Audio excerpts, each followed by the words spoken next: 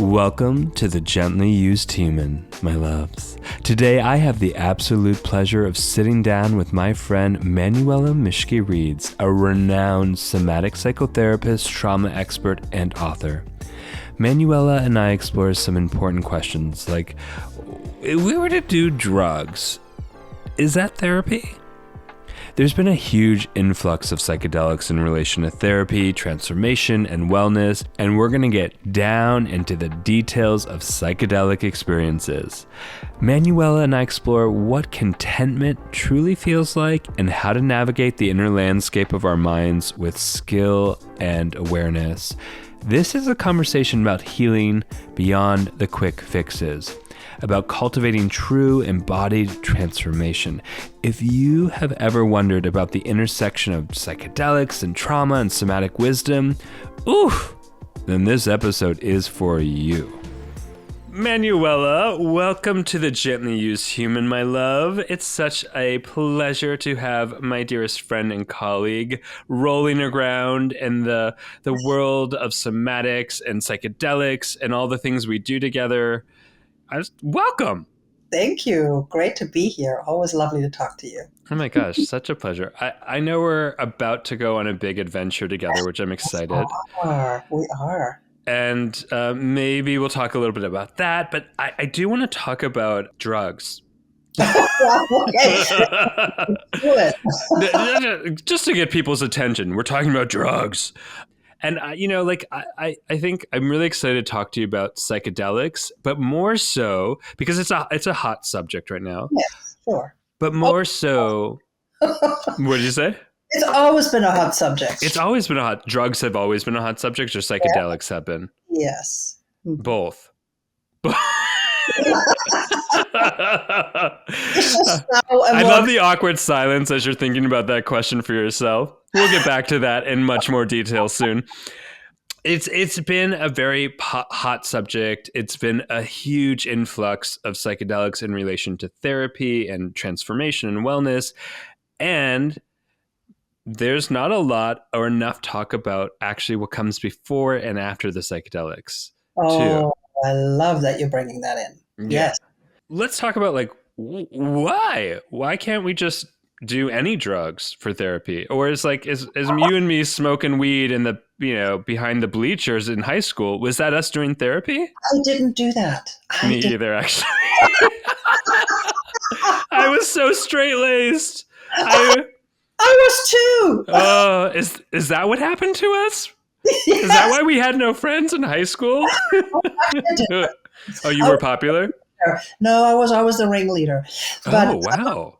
Yeah, I did. I thought that was very unattractive at that time. Yeah. I had told myself, because I had a lot of low self-esteem and had been told I was dumb anyways by teachers. Oh, it's okay. I'm over it. Too. I was told I was dumb. You were? And look at us now. Yeah, well. Dumb and cute. There we go. Because I was a bicultural kid, and I didn't quite fit the mold. And I was had interests that nobody else was interested in, like rolling around on the floor and being with nature. They're like, what's wrong with that girl? So, yeah, I didn't quite fit in, I grew up in Germany. I was going to say, what country was this? Well, I grew up in England at first when I was really, really little. And then my parents moved to Germany. And then my parents are Spanish German. Mm-hmm. And they thought it was a good idea for me to grow up in Germany. And that sort of turned out to be a good idea, except there was a lot of heavy history that I had to contend with. But so my way out of dealing with some of that, I didn't obviously as a child recognize all of it, but was being with nature and communing and actually being with my body and dance. You and I have that in common. Dance. So dance. Movement and dance, I feel like that saved my soul. Yeah. So, yeah. Me too. Well, but you want to talk about drugs. I want to talk about drugs. So stop talking about nature and being one with nature, because that has nothing to do with psychedelics or drugs, which we're about to get into. Oh, yes, it does. I know. Sneak preview, everyone. So for me, I didn't do the drugs because I thought it would make me more unintelligent or dumber.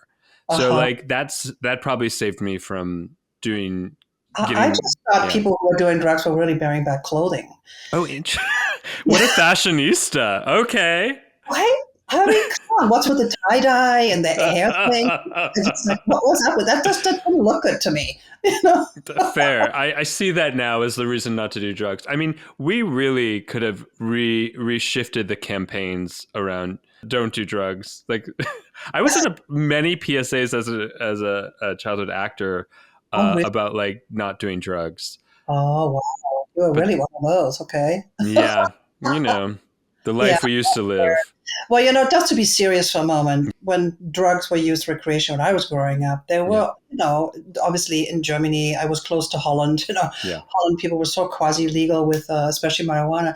But I actually had friends that were using hardcore drugs like heroin, and that yeah. did really not look very good to me. No. And I saw the pain that was coming with that. So to me, that was more of a cautionary tale, and so it scared Yeah. me away from more the spiritual and the healing and all of that. I didn't, obviously, back then.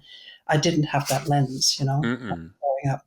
Yeah, I was so afraid of doing psychedelics for that exact reason because I was like, well, if I didn't do recreational drugs, then why would I do these? And Mhm. then also I was like, well, what's the difference between doing recreational drugs and doing a therapeutic process of drugs? And I'd love to Ooh, unpack that. right. But I mean, drugs are not all drugs, right? So Yeah. so we come back to nature Yeah. Yeah, yeah, yeah. I figured we because, would. because we don't understand that, a lot of the psychedelic, especially plant medicines, are Yeah. rooted in tradition and lineage and Mm. nature. And so even a marijuana plant, I mean, it's a natural plant, and we don't Mm. really have a relationship with the plant. And we often use, even right now, a lot of people using psychedelics as a substance, and to get Hmm. somewhere. And it's a very, I don't know what, very productivity driven use versus a spiritual inquiry or healing. There's a lot of Hmm. misuse of that. And I think in the early days, there was all kinds of reasons why people were doing psychedelic drugs back then. It also has to do with the cultural context, obviously, right? Like growing up in the 60s or 70s, or, well, actually, I grew up more in the 70s and 80s, but it is a very different cultural context than we are now. Yeah. But and I think back then we didn't really understand the medicinal aspect of it, and also the relationship to the to the origin of plants. We didn't really have Mm. a relationship. And I think that's partly what the psychedelic movement right now is both. There is a whole contingency that really supports the indigenous connection and the plant medicine and the understanding the context of it. And then, of course, that we have the other end that uses it more as a pill or to Hmm. treat a certain ailment, or kind of divorces it from some of its origins and its roots. And I think that's so much of healing in general, we can say. Yeah. It's the same, if you Yeah. just use it as a technique devoid of understanding the context or the lineage where it comes from, it's just an empty technique, right? Mm. So, like, if you and I were to go clubbing tonight, Oh, let- yes, let's do that. let's do in at Berghain in Berlin, and we were to do a little ketamine, would we have? Not what I would choose. Well, I'm going somewhere with the question. Would we have the same type of possible like resolution of trauma as we would by doing it in a room together, taking it?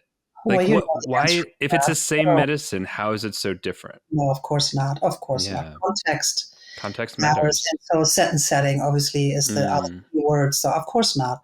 yeah, Would you maybe have a lovely, well, with ketamine, I'm not so sure. You may be sitting a little bit in a stupor in a corner.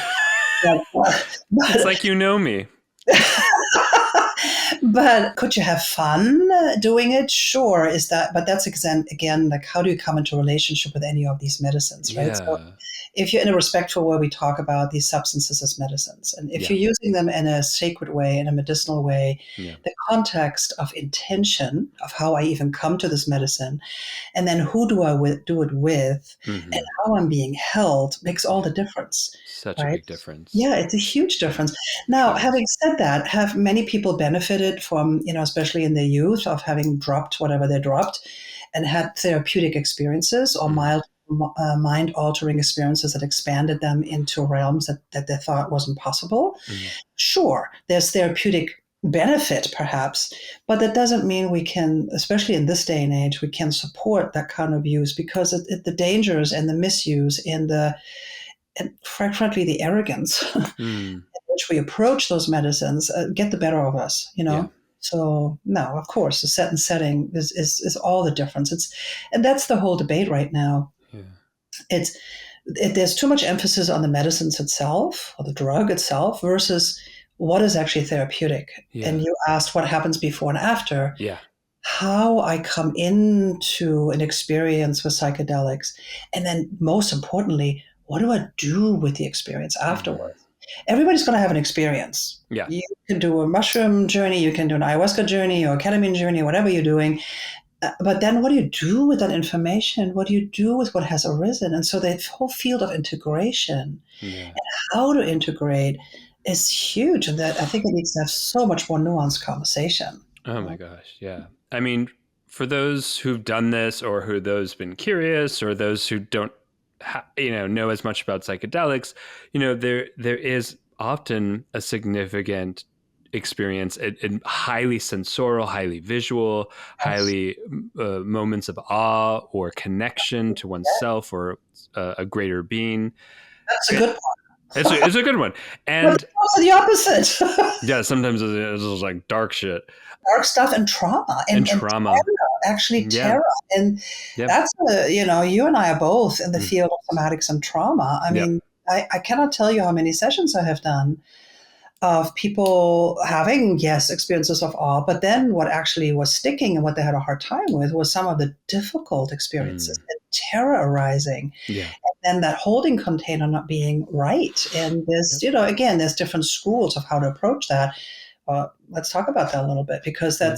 I think that's the edgy part. What do you do with Mm-hmm. all these moments of terror coming up and trauma memories and Yeah.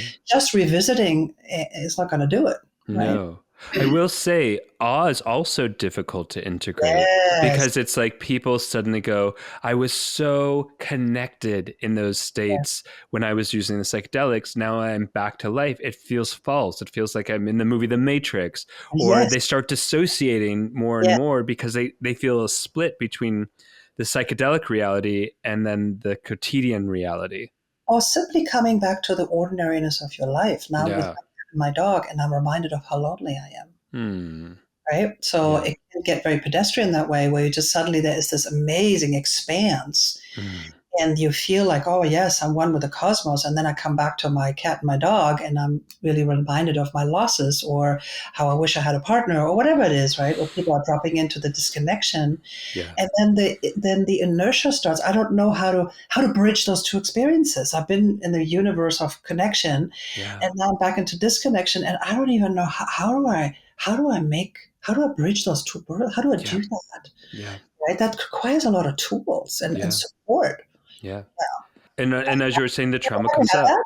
I call it the snapback. I never had that because I had done almost 25 years of somatics, and I would call that the prep work Yes, before doing. it's a prep work. So Yes, yeah, the prep, I did 25 years of prep work before I ever did a psychedelic therapeutic experience. And I have a lot of friends who supported me in the integration process. yeah, So, beautiful. and when I did it, there was no awe. There was Oh, no delight. It was too someone. bad. What did you take? I did ketamine, but it was Okay. a sublingual. No, Mm, yeah, sublingual. So it was a tab, a pill that melted yeah, in my mouth, and it was some of the most physically and psychologically painful uh, moments of my yeah, life. But I also knew in reference, because I had done so much prep work, that this was not happening in the current moment. It was being relieved and expressed in the current moment, which is yeah. different. Yeah, and you had a reference point how to touch into painful Yeah, places and how to be with that. I mean, yeah, that's true training. That's yeah, mind training, and that's soma training of how to yeah, actually be in a moment of adversity, discomfort, terror, all of those places. yeah, How to be with that. That does take preparation. You can't yeah. just touch it because it can fragment you again or it can Yep, really disorient you. Even in the totally. moment in the medicine, sometimes you can touch it and there's a Hmm. healing benefit from that. But then again, how do I translate it? Oh gosh, I touched Yeah, it. What does that mean? Right. So yeah, then the mind comes in and doesn't have a context of how to put that together.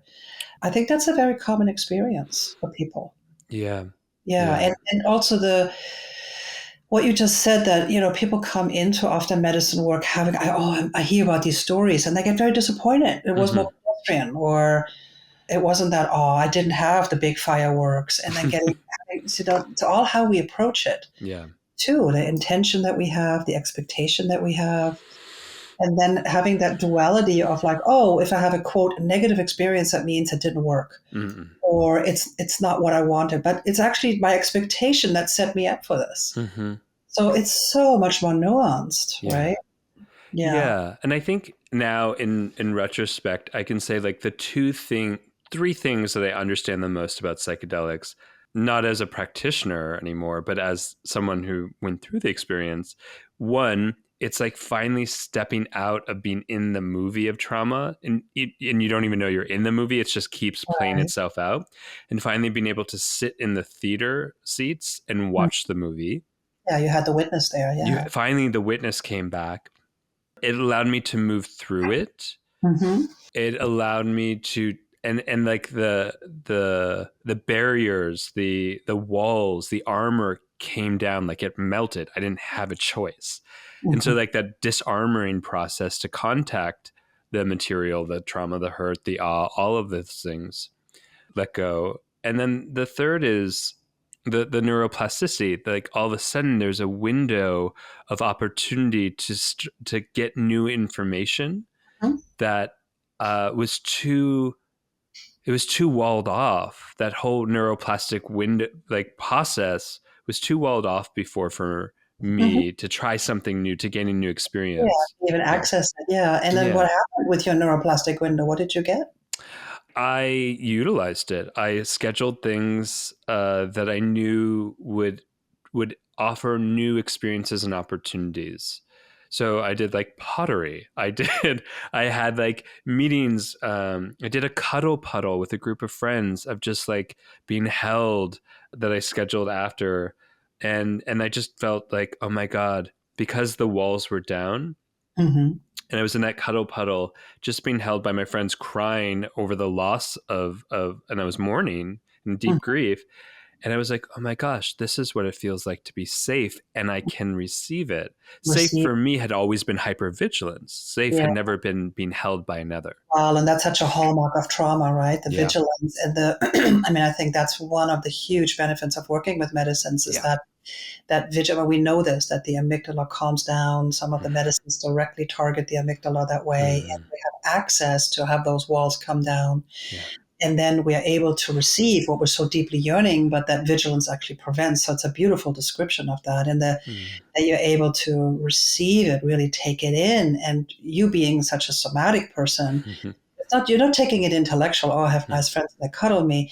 I imagine this was a full body experience yeah, where you actually felt in your soma, in your cells, of like, I can trust this experience. I yeah, can melt into this. I can actually have this touch me, and there's nothing expected. I don't have to do anything. I don't have to guard against it. I don't have to maybe second. I'm making this up about you right now, but no, I don't please, second guess that this touch is going to mean something, or I have to reciprocate, or it's going to mm, be dangerous, or blah blah blah. All the narratives that attach themselves because of the trauma yeah, experience, right? So yeah, I think that is the best outcome. yeah, And that's exactly the neuroplastic window that you describe, anywhere from 72 hours to 2 weeks, really, depending on which medicines you're using. hmm, There is this opportunity for new learning and and I love the word receptivity, because what you just said is like the mm, receiving, and then rather than the doing,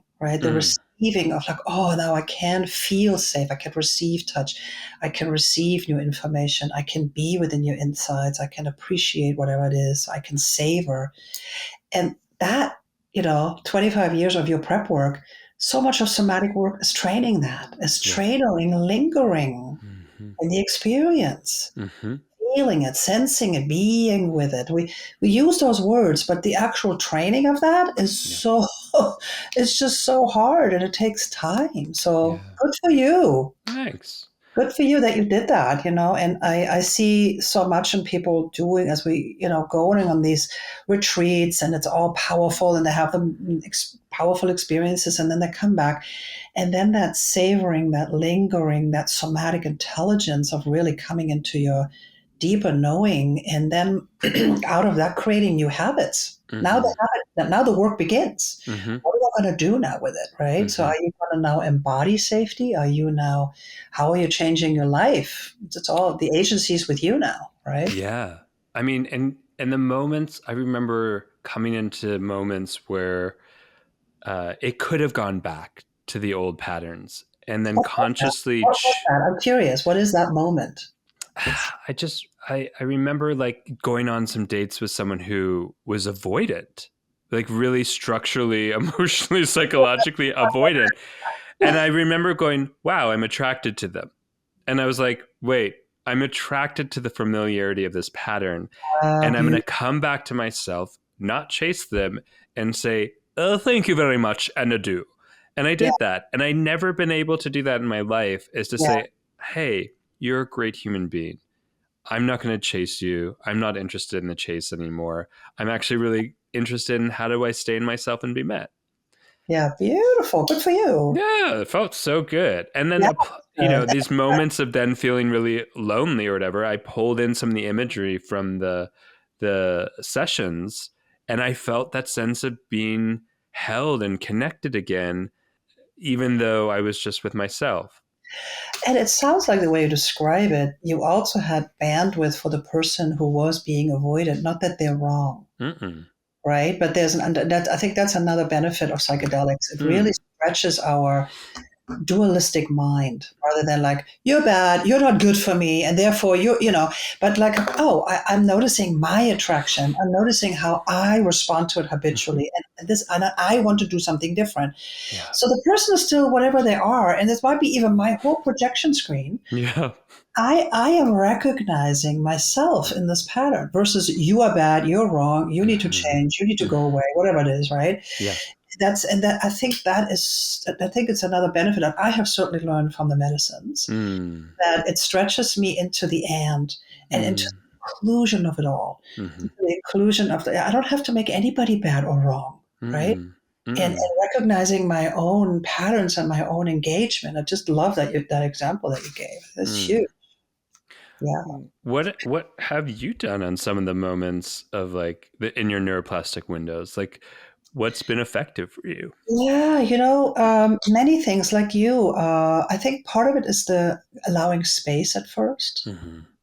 and working with the settling, because sometimes we get this great, like I had many great book ideas. And then obviously when you get sober, you go like, well, maybe that wasn't such a good idea. You go like, really? Did I want to write about Martians? No, I don't think so. So Did that? Okay. well, Okay. I don't want to write about Martians, but I would have these amazing ideas, and then I'm a creative person, so and then I have a lot of creativity, and that's another thing. Right, creativity is unleashed. So part of Mm. art is just tapping into this reservoir that we really are Yeah. creative humans. It's Yeah. beautiful, and Yeah. we all are, And I think we discover our singing voices, our writing voices, our whatever voices, right? But I think the settling and then letting it settle into what is actually true in us. Mm. So the inspiration of writing, like, here I've written 4 books and I don't consider myself a writer whatsoever. And I'm really very unattached to it. It's kind of funny. It's kind of accident. I feel like I call myself the accidental writer. But actually, there's a deep inspiration of voicing something that I know and having the courage Yeah. to speak it. I'm actually, believe it or not, a very shy person. And so I would have experiences like that where, I had this inspiration and all these book ideas, and then letting that settle and then going like, what actually do I want to say? Mm. What is it that I actually want to write about? What is my true inspiration there? And if it's with whatever creative pursuit or ideas or insights, or if it's, so for me, it was often about letting it first settle. And I would just literally have space, just a day of rest, Mm. Then we come back to nature. Mm. Being in nature, being with the elements, simplicity of life, simple foods, just letting things, just everything, letting the system just, because it is a huge arousal of the system when you go and take medicines. Mm. So that kind of settling is really important. I mean, it's the same after meditation retreat, Mm. believe it or not, even though you maybe watch the paint dry for 7 days, it is an arousal into the system, something different. Mm. And then kind of how do I integrate? And you have to listen to what are the true textures wanting to come through. Mm. And then I would actually try new stuff. And if it's writing or painting, I often go through the arts. Mm. So for me, it's painting, it's writing. Writing, I struggle more about painting, and I have no demand now becoming a painter. I have a little studio. I go and I just throw paint around, and I don't have the expectation I have to make a great artwork. It's just I play with color. Mm. But in that doodling with color, things are coming into like, oh, this is what I really want to be doing. This now makes Mm. sense. Or patterns from my childhood make sense, right? Or Mm. my father was an artist, a very beautiful visual artist. And so that was a heavy burden. He was really good at it. I quote, I'm not good at it, but I freed myself from that. It's like, well, I just play with color. Mm. That's what he did. And so coming into relationship with the true motivations, of art for me is always art and its nature. So, and then rolling around on the floor, what I'm, this is where Continuum has been so incredible. I think Continuum is a very underutilized tool for Can you psychedelic just exploration. can you say what Continuum is for those who don't Yeah, know? yeah, yeah. Continuum was a body of work that was developed by Emily Conrad, and then also Susan Harper helped to co-shape it. And it's basically working with sound and breath and movement in a non-linear way. And it's tapping into the wisdom of the body that's underneath the narrative.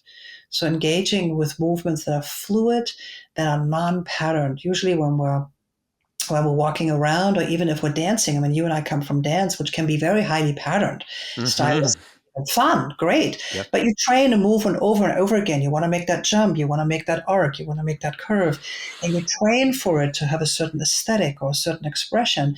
That's a trained pattern movement. But in Continuum, and that's great, it has its purpose and its joy. But in Continuum, we're actually going underneath that, and what is the impulse of the body that arises? Mm. And it's in union with the breath and the sound, and you're creating internal resonance states. Mm. And we are water. And Continuum aligns with the principle, the element of water, where we're tapping into this deep reservoir that we are a resonant body in this planet, Mm. in resonance with other resonant bodies, other humans, other mammals, with the planet itself, and that everything has a pulse and a movement, and we're aligning with that. And what it allows us to do is we go beneath the story of I, the story of my life. Me, Mm. Manuela, born in Germany, bicultural, Spanish Germany, growing up post Holocaust. There's a whole identification with that narrative, and it's a trauma, and it's also not all of who I am. Mm.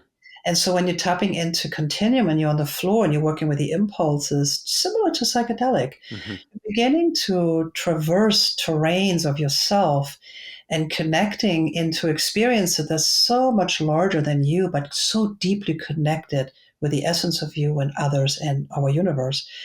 And it's deeply freeing. Mm. So I hope that's an adequate description of Continuum. Yeah. Go Yeah. further.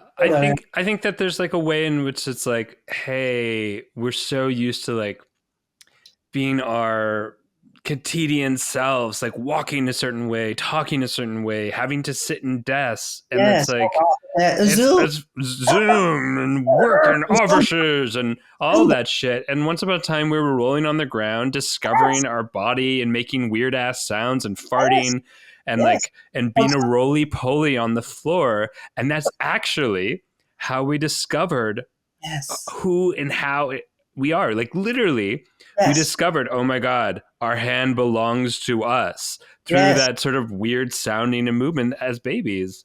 Oh, I love my time as when I had my kids. Yeah. Oh, I had such free permission to be with my kids on the floor. Yes. I would take cliff notes from them, Yeah. They'd be like beautifully moving like water. Yeah.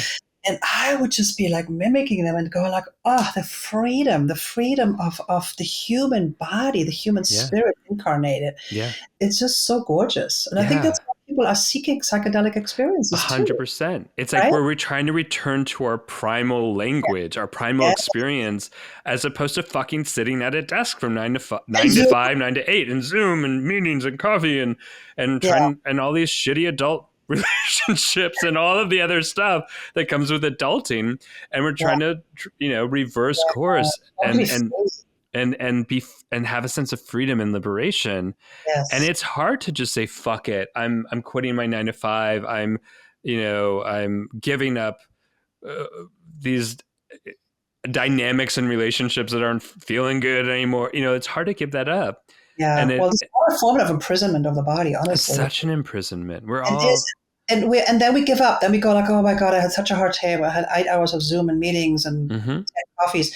Now I need to watch Netflix. mm-hmm, mm-hmm. And so it's more passivity of the soma, Yeah. more insult to Yeah. that intelligence. And it's not, I totally understand it. I do that too. I love Netflix. I zone out too, but have my favorite shows.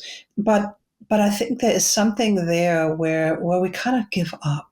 Mm. And we give up to tending to this beauty, to tending to this organism that is just so rich. We're not taught that, right? And we're not taught that in school. Sit at a desk, do this certain way, behave. I mean, the Zoom culture starts in kindergarten, But the freedom of being in the body. I have to tell you one of my favorite moments. My kids went to this beautiful German school. It was in kindergarten. It was a bilingual school. And I don't know if you know, but Germany has a whole culture of free body Freikörperkultur, meaning basically freedom of the body. And it's a rich, you probably know because you spend time in Germany and so it's kind of like, there's a sauna culture and it's a mixed sauna culture and people go to nude beaches and there's like, nude spas. Yeah, spas. And Yeah. there's a whole culture of like on Sundays we would take time out and we would just all day be in saunas and steam rooms and rest, and come back to our senses, literally. So I grew up with that. Every Sunday my family would go and we'd be in the sauna culture and we'd be just coming back to our senses. So it was very deeply ingrained in my body. But I have to tell you this, when I had my kids and I deliberately put them in the school, and the reason I went to that school is because the kids were in this very unkempt little nature patch. And it had climbing structures and little forts and lots of mud and water. And the kids were all looking really scrubby because they were half naked and they were very dirty and they had the best of times. And my son would go there and he would strip down and he was, of course, leave the underwear on. Okay. We do have some rules here, but then he would come back from kindergarten and he was covered in mud and his hair was standing up and it was partly paint and mud. And I said, did you have a good day? And he says, the best. The best. And he was just so happy because he was allowed to roll around and swing a hammer, and climb up the tree, and he wasn't told like, oh my God, this is dangerous, and don't do that, and you need to be clean, you need to do. And his body was not boxed in. And I thought, that's the education I want my child to have. I wanted to have a direct experience of soma. That was, and it made a lifelong imprint, So anyway, I digress, but I think that's missing. I want to take a moment to give a loud shout out to the Embody Lab, which is one of the most incredible resources for body-based and somatic therapies. This show is all about healing, and the Embody Lab does exactly that. Whether you're on your own journey of transformation and discovery, or enhancing your skill sets in your career as like a coach or a therapist, a body worker, or really any career where you are supporting other gently used humans, the Embody Lab is your place for deep, inspiring, and impactful workshops, certificates, masterclasses, and an incredible community of like-minded folks. I love the Embody Lab, and so do so many other people that call it a platform to come home to over and over again. The Embody Lab is giving my listeners an exclusive offer, a one-time 10% off code to enhance your embodied well-being.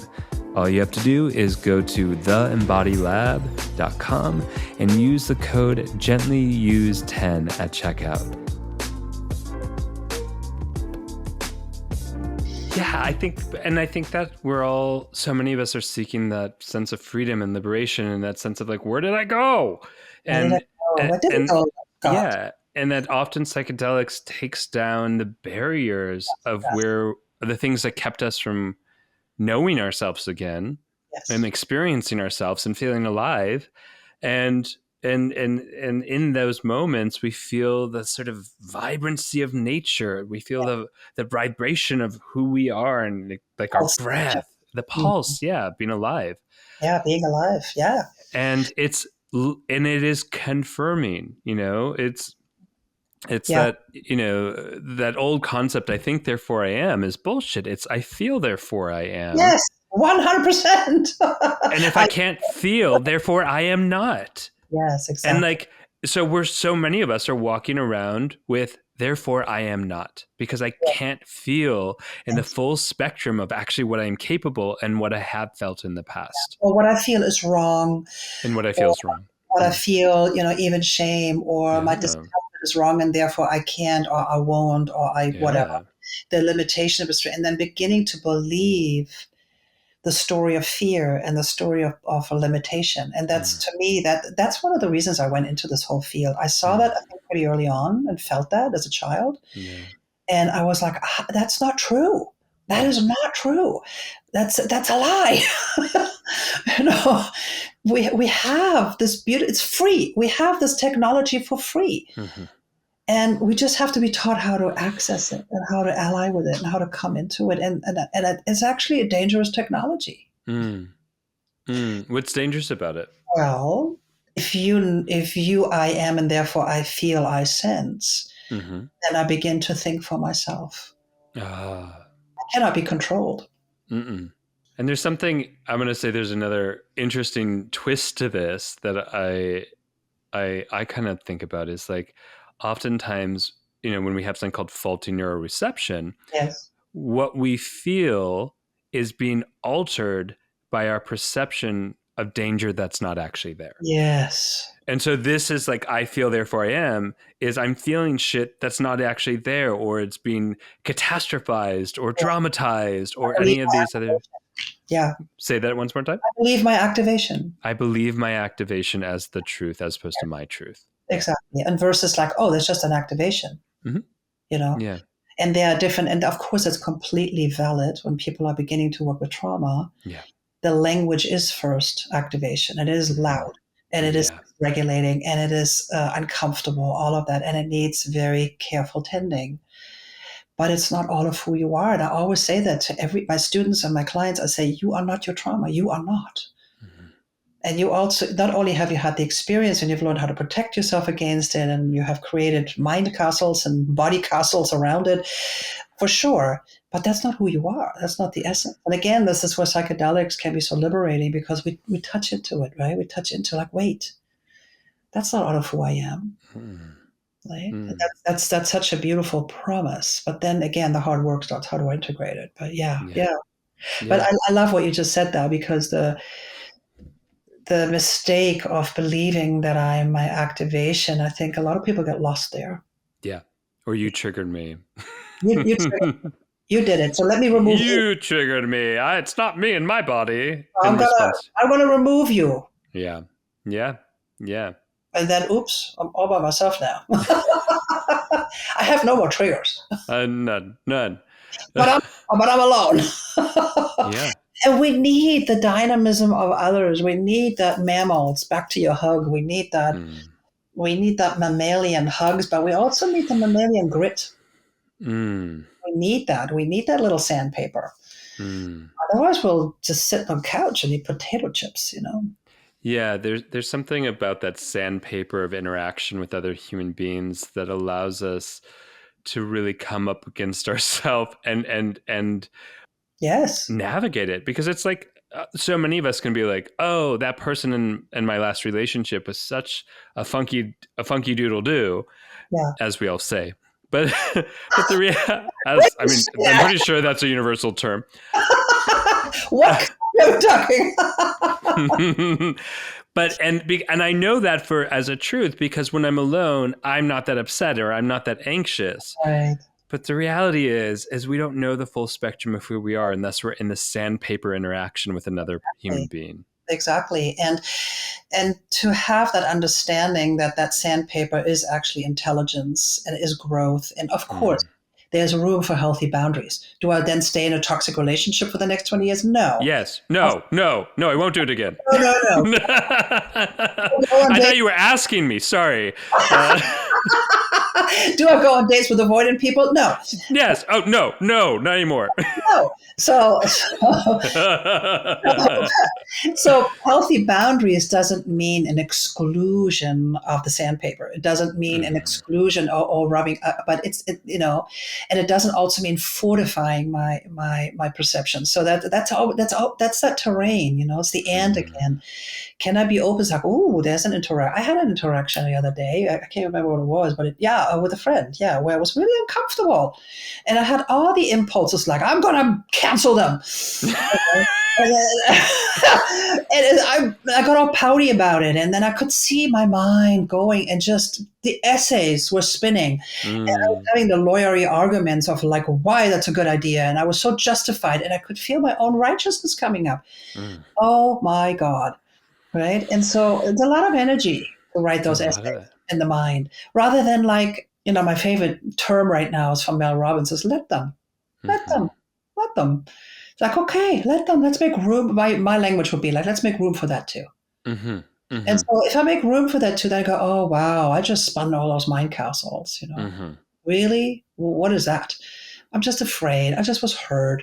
I wasn't acknowledged. My little ego got bruised, Okay. Let me tend to that. So I think and these are real tools. This is working with we talk a lot about working with our soma, but working with our soma also means working with the mind. Yeah. Of what we do in there. So so then I calmed down. It took me about a day and a half. Yeah. A lot of energy I spent. And then I was like, okay, they had a point. And we're fucking therapists, and like ideally we practice this, although it's not a given if you're a therapist or have a therapist that they are, but they must. We must. Yeah. That is the work of the therapist, not the tools. The tools are that's just what's in our little toolkit over there, the hammer and the screwdriver and blah, blah, blah. That's just what we use. That's just but the real work is what we're talking about. That's not many therapists go on that journey, to be honest. To be able to, like, what would you say that journey is? Like, what would you title it? It's the journey of radical self-inquiry. Not just I went to school, therefore I'm not an asshole anymore. I tried that one. Yeah, school helps, but that's just the beginning of shaping and legitimizing of going, okay, I'm building your confidence. Okay, I've got my confidence that I'm right and you're wrong. Yeah. Yeah. Hopefully not. But I think you become an expert and then you spend the next 30 years dismantling it. That's certainly 100%. Right? And in my therapy, I've been a therapist for 30 years, and what has it taught me, I periodically go through dismantling. And I go, oh, this is so bad, and I should have become an interior designer, and And then somebody said to me, that's so funny, I always say it as a joke. Yeah. I said, I should have been an interior designer because it's kind of my ultimate fantasy that I would design beautiful spaces out there. And then the student said, but you do. You are. And I said, that was one of the most beautiful compliments I've ever gotten. And it was just, right, I am. I'm helping to create beautiful places inside. That is such an accurate, I think that's going to put that on my business card. Helping to create beautiful spaces inside. And it's so true. An interior designer. Interior. That's actually so sweet. A student told me that after I taught for 25 some years or something, said that to me. And I'm like, oh my gosh, duh. It was brilliant. It's brilliant. Mm. We always learn from our students, right? And that never ends. And I think as therapists, we never stop learning from our clients. And one of my heroes is Irving Yalom. He did that. Mm.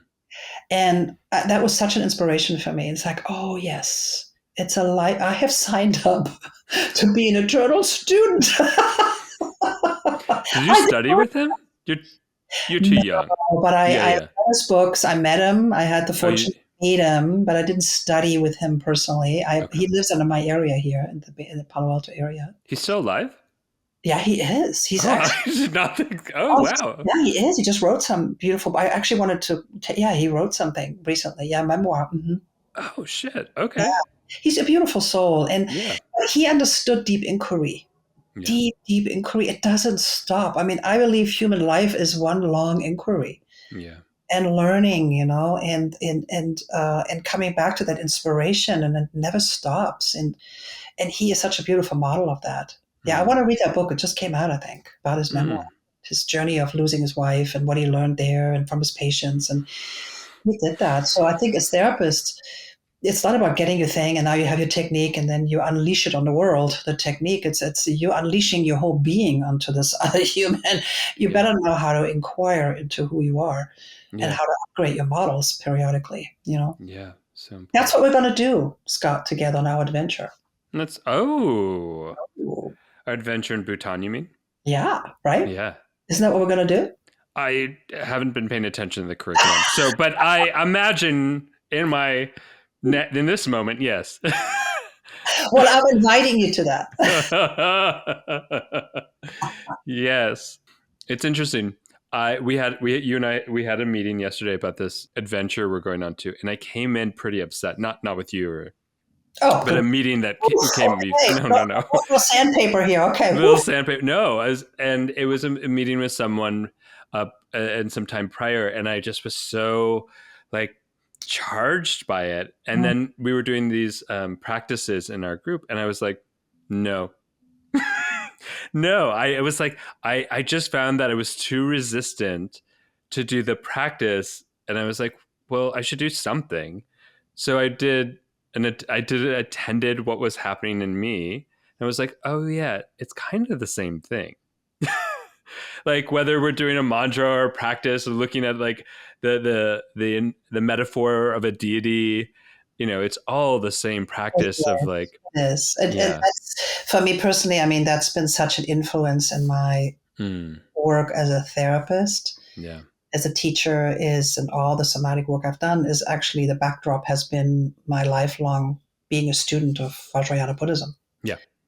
Yeah. And that's where I'm continuously humbled because it comes from such a talk about inquiry. Oh my gosh. Yeah. Right. And a lot of the wisdom traditions, Yeah. some of the psychedelic wisdom traditions too. I mean, there's such Yeah. lineage of deep knowledge of inquiry into the phenomena of human existence and the Yeah. phenomena of the world. So we have so much to learn, so much Hmm. to learn. Yeah. Yeah. I'm glad. Good. Yeah. But you didn't even like the song that I played? I couldn't take it in. It was really interesting. I had to like turn down the volume, Oh, and I went off video, so you didn't see that I I did see that. I didn't know. I noticed. I just went to a rage room in my house instead. Oh, No, it well, was great. yeah, good, good, Have you good. ever done a rage room? I don't have a rage room, but I have raged. No. But you know these things in like malls called rage rooms? I haven't. No, really. You went to a mall? No. I have space in my house for that because I can't get to a mall very often. Padded room, basically. Pillows and mattresses, Oh, not a that's so padded room. nice. But yes, a room that is safe for me to like jump. Let Yeah, it go. it's great. It's very 1970s. I'm into it. And it's made a comeback. Like, do you remember like glamour shots, how that used to be in the malls all the time? Coming back too? No, it's Oh. been replaced by rage rooms. Oh no, I missed it. I never meant into these glamour. We'll go to, well, I'll do a glamour shots with you, and then we'll do, because you'll look, it's somehow they Same. make you look 30 years older than you are, which was like this skill set I never understood. It's like they make a 14-year-old look like they're in their 40s. And and it doesn't reverse. It's not like a 40-year-old looks like they're 14. A 40-year-old looks like they're like all dolled up as a 60-year-old going to church or whatever it was, But the or a rage room beauty is pageant. younger. But the rage room, like my sister's been going to rage rooms, Yeah, and because there's not a lot of space in our culture to be angry. to be Yeah. angry in a way. And yes, does someone need to hit something to express anger? No. They can roll on the floor. They can color. Yes. They can do a lot of things, but oftentimes because of we'll call it the like molecular dynamics of anger, Yes. it is calling for some type of mobilization through the tissue.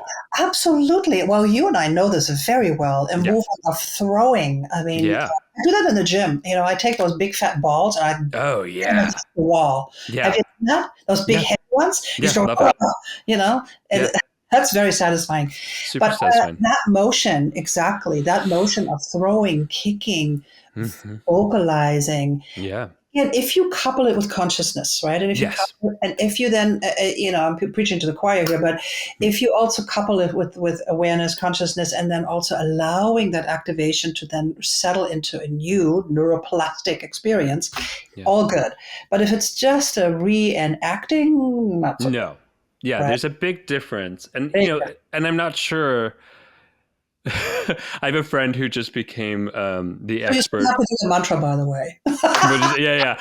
I have a friend who just became the expert for a big dating app. And I'm like, oh, maybe I should partner with the rage rooms to do a little like introduction to how not to just make the trauma worse or the rage worse, but actually process it through. And it's a conscious with a new date. With a new date. Do you want to be my date to a rage room?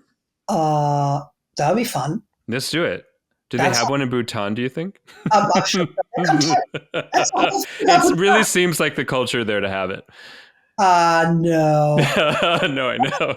No, they have figured something out there. I mean, of course they have anger too, but they have figured something out. You'll see. There's something very magical about how they engage with contentment there. So yeah. I'm interested. I'm curious. Yeah, well, that's the most lasting emotion. We're all chasing happiness, which is a mistake. We're all going after the butterflies. And that doesn't last. It goes up and down, right?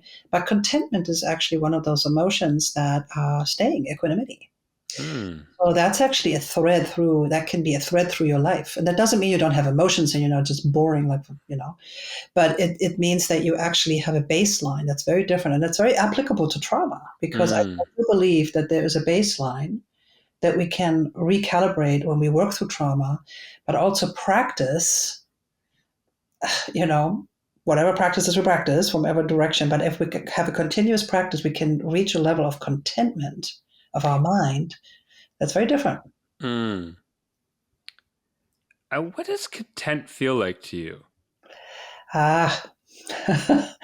Well, I can tell you when my first trip to Bhutan, which there was a lot of extreme hiking involved, and I was in decent hiking shape, but I was definitely challenged. I was sitting in the plane and my knees kind of blew up, and I was like, whoa, my knees were really stressed from all the hiking going down. It's not going to happen to you. Don't worry. Relax. I'm an avid hiker, so it's all good. Oh, good. Okay, there you go. Yeah. But I was sitting in the plane and my knees were really hurting. So my body was not comfortable, long plane ride back to the United States and stuff. So that wasn't very pleasant. And then I was going like, oh, okay, I have some body twitching going on here. And then I'm like, well, that's okay. And it's like, what is this feeling? It's like, what is this feeling I'm having right now? And I was like, oh my gosh, I'm content. My body is hurting. I don't want to be on this 20-some hour flight back. The food is crappy. Right? And and I'm wearing the wrong clothes because I've just come hiking. I didn't look great. So, and then I'm sitting there going like, wow, I'm content.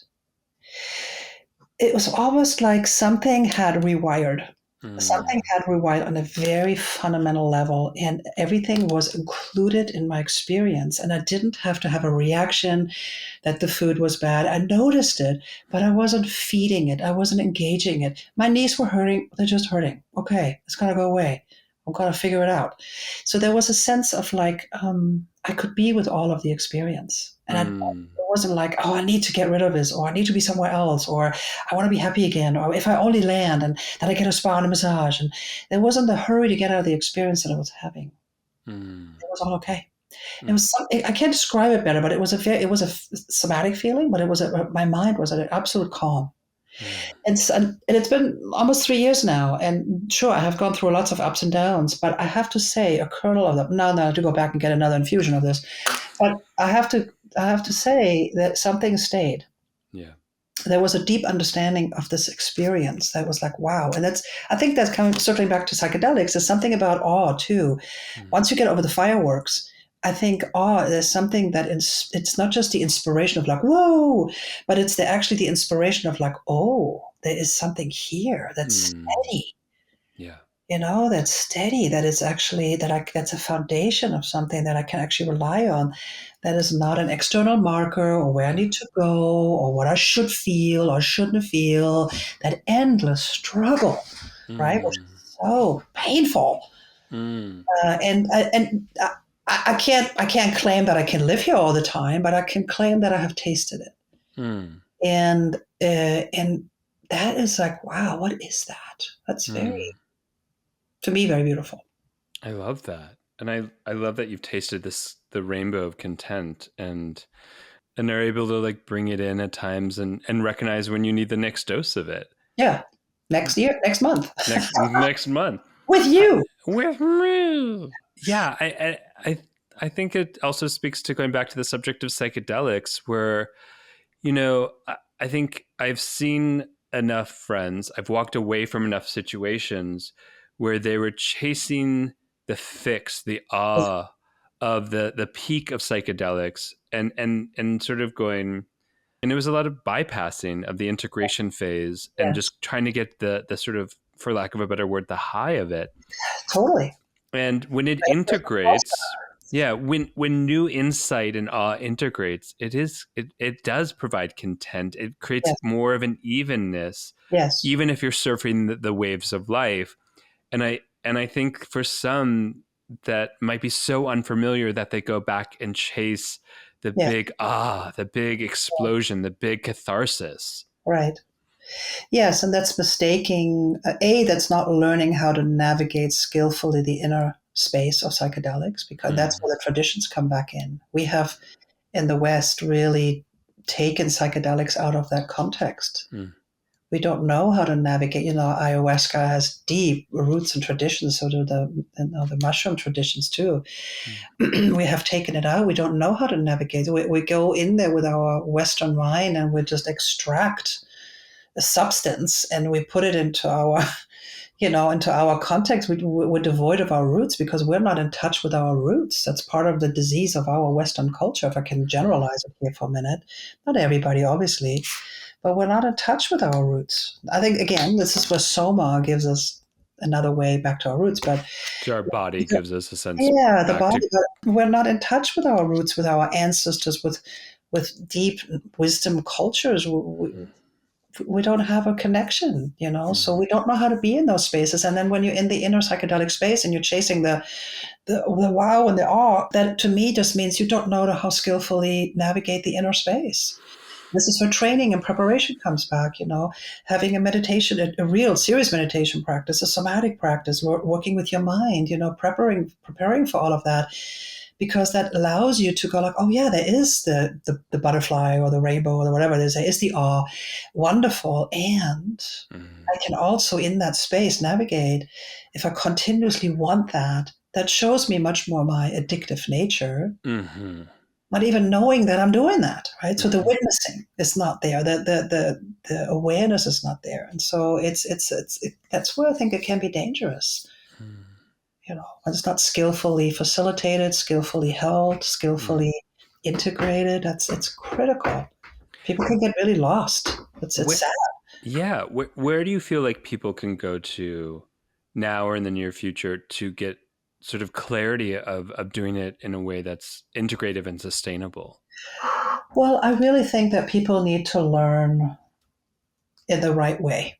They need to be held with people who are skilled guides, practitioners that have traditions, that have roots, that are in right relationship also with these medicines, Mm-hmm. that have thought about this more deeply. And then also having a real, like an intention. Why am I doing this? Why am I really wanting to go on a psychedelic quest? Am I trying to get away from this life, from my pain?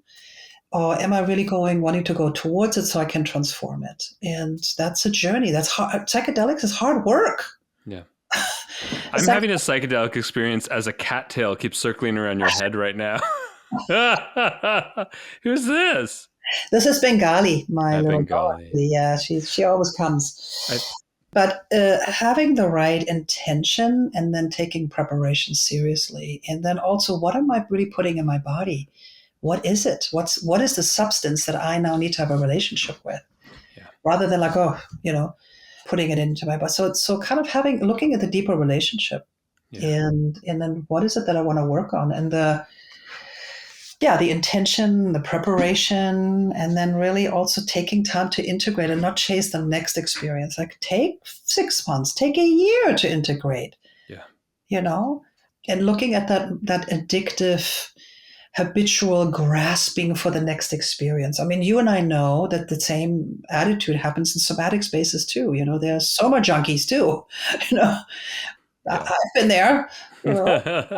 But that little taste of feeling more alive again can get quite.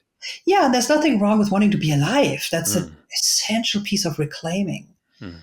Of course, be alive, be embodied, be in your erotic whole beingness. But then what does it actually mean? And to what end? To what end am I doing this? Why are you doing this? So really going with purpose also. Purpose and intention is really important. Otherwise, it just becomes a collection of experience. Materialism of sorts. I love that. Thank you, Manuela. Oh, thank you. This was fun. This was fun. Where can people find more of you, get a hold of your 4 books, etc.? And we'll put all the books and maybe you can put the books out. Put in the show notes. Yeah. The one book is coming out on embodied psychedelic therapy. So I co-wrote with Joshua Silve. It was really a fun project. And the movement book just came out, which is about bringing movement into trauma work. So that just came out. They can find me on my website that's under reconstruction right now, Manuela Mischke-Reeds.com, and then also embodywise.com, where I teach a lot. So a lot of my own trainings are there. And then, of course, at your place, Embody Lab. You keep me busy there. I keep you busy as I can. Lovely community. I love part of what you're doing. Those places you can find me. The Hakomi Institute. You can find me. Continuum. You can find me. So I play in many different places. Yeah. Beautiful. Go check out Manuela. Find her on her website. Read all her books. They're so helpful. They're so practical, y'all. Like really, really practical. Great tools in all her books. And Manuela, thank you so much for being on The Gently Used Human. And to all of our gently used humans out there, we love you. Thank you for listening to the Gently Used Human podcast with Dr. Scott Lyons and friends. Visit gentlyused.com for fun extras. And don't forget to spill the tea and gossip about the show with all your friends and frenemies. And show some love by giving us 5 stars and leaving a review in your favorite apps. This helps us connect with all the other gently used humans out there. Oh, and by the way, you look fierce today.